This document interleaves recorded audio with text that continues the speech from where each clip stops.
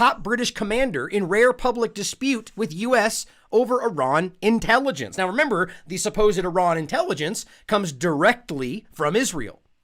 Netanyahu handed this to Bolton, who then regurgitated it to the mainstream media, who then regurgitated it to the public. This is all, there's no evidence thus far other than that. And now even people in these positions, this man being the very person we should be listening to, contradicting that, and they just ignore him. Funny how this stuff works.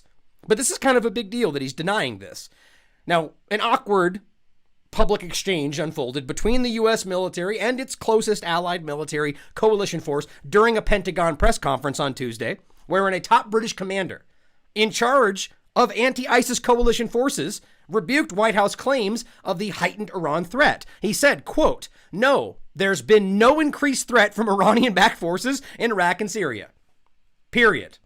Now, this is British Army Major General Christopher Geika, I believe, a deputy head of the U.S. coalition. And he asserted confidently in a video link briefing from Baghdad to the Pentagon in response specifically to a CNN question. Basically outright saying that what they're claiming is simply not happening. I'm here on the ground. I can see it. It's not happening. And again, this is literally the person that we should be listening to on this exact topic. Now, of course, hours later, U.S. Central Command issued its own statement slamming General Geika's words as inaccurate, insisting coalition troops in Iraq and Syria were on a high level of alert due to the Iran threat. So basically just saying no because of the words we said, that's what's happening. And this guy's like, I should be the one telling you the reality on the ground, and that you're telling me because we said these things, this is the truth. This is crazy. Is that what the man on the ground, who's the very person we should be listening to about this exact topic, what he says runs counter to the intelligence, period. And remember, the intelligence comes from Israel. That's it. Doesn't mean it's necessarily fake, but it means we should be asking the questions, knowing that Israel and Netanyahu specifically has lied countless times about this exact topic. So has the United States government, mind you, and both of them have been openly vying for war with Iran. And now here we are, the obvious example on the ground is countering what they're saying, and they're just doubling down. And we know that Iraq is continuing to finance terror and gives assistance to groups that use terrorism to undermine Middle East peace. The Iranian regime continues to fuel conflict, terror, and turmoil throughout the Middle East and beyond. Many nations are joining us in insisting that Saddam Hussein's regime be held accountable. Iran will be held accountable. The danger is already significant, and it only grows worse with time. This is a threat to the region and a threat to the world, and it gets worse day by day by day. The same tyrant has tried to dominate the Middle East.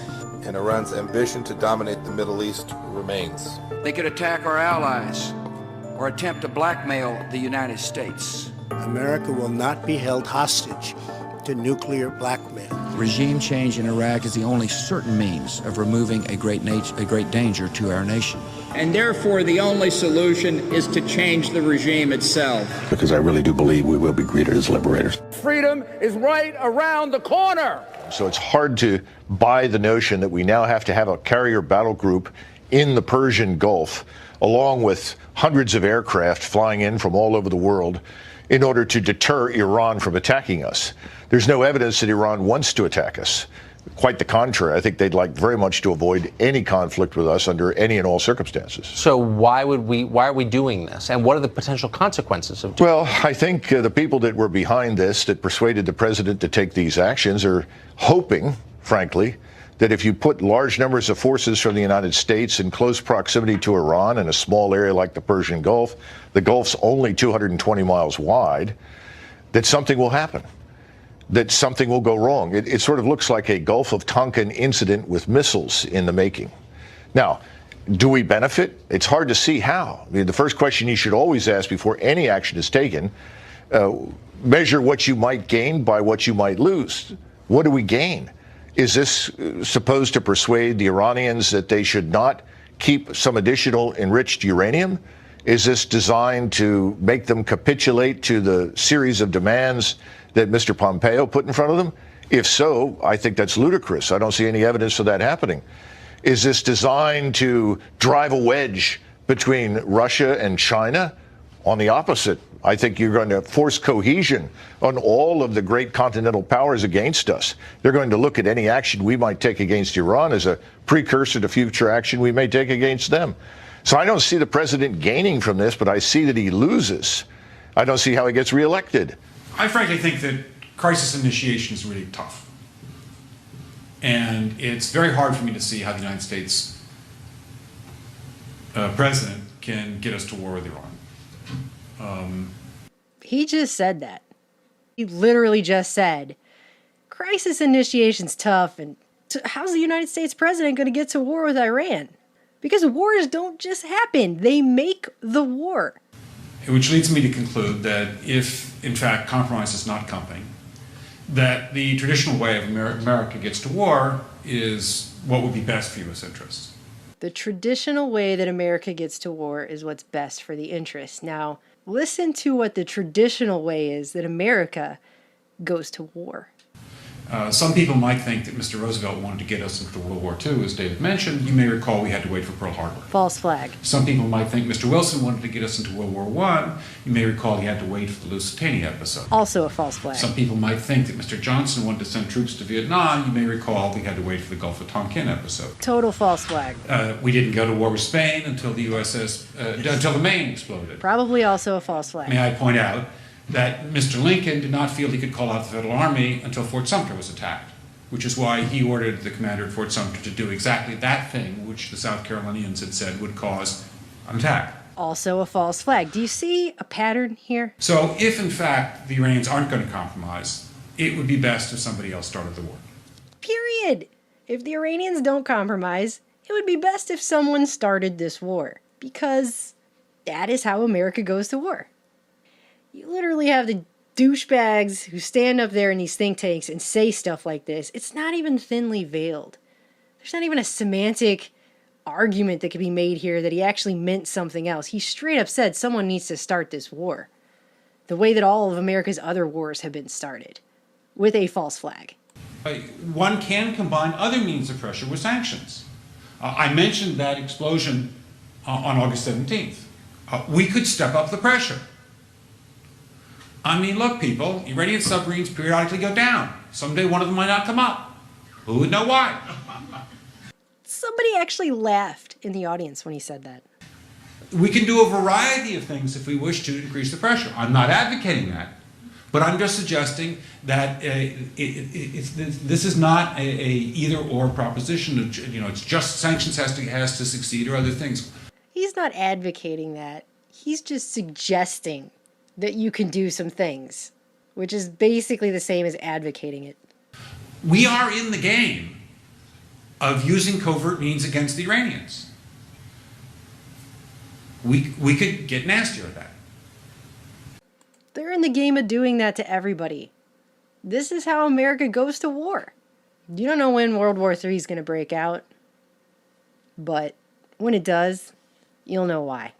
They've been plotting and trying to orchestrate this for more than 18 years.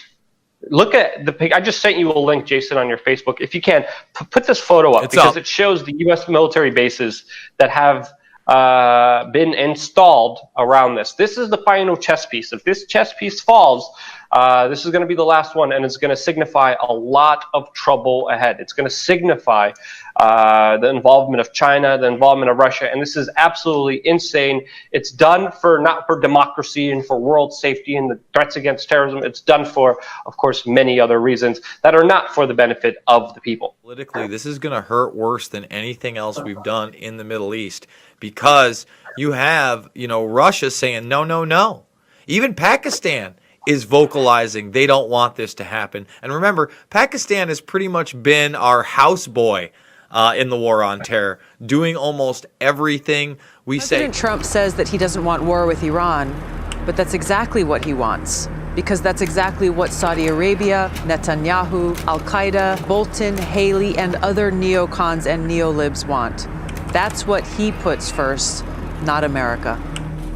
I want to make the case for secrecy in government when it comes to the conduct of national security affairs, and possibly for deception. You would lie in order to preserve the truth. If I had to say something I knew was false to protect American national security, I would do it. But you took an oath to uphold the Constitution, and the Constitution mandates certain openness and certain fairness. You're willing to do away with that in order to achieve a temporary military goal? The Constitution's not a suicide pact. But you took an oath to it. I don't make any apology for it. Right now, I think there's a lot of people in this country that are getting more wise about the lies that are told, whether they're about our elections, or most people now know that there were lies told about Vietnam, lies told about the Persian Gulf War, lies told about the Iraqi War. So the atmosphere is such that these conditions might not play out, and hopefully we can contribute in trying to tell the truth about what's happening and point out, I think the most important thing practically is there's no need for this, for our national security. This whole idea that this is important to us to defend our Constitution and our freedoms, it is so much malarkey that we want to wake up as many people as possible. This is a little bit of acceleration. There's been quite a bit already. You know, we dropped out of the nuclear treaty. We put on all these sanctions. We built up our military, you know, and beat the war drums. Absolutely. And, you know, the news this morning that we're going on is this State Department issued a notice to its people in the U.S. Embassy in Baghdad, was the most expensive embassy in the history of the world. It's a fortress. That no, there are some threats here. We have to abandon. We have to evacuate all non-essential personnel from the embassy and from the country. It really strikes one as political theater, as ramping it up. But this is sort of another aspect of the trap that they have set and they're setting. And they're actually setting it for Trump, who is looking more and more hapless by the day.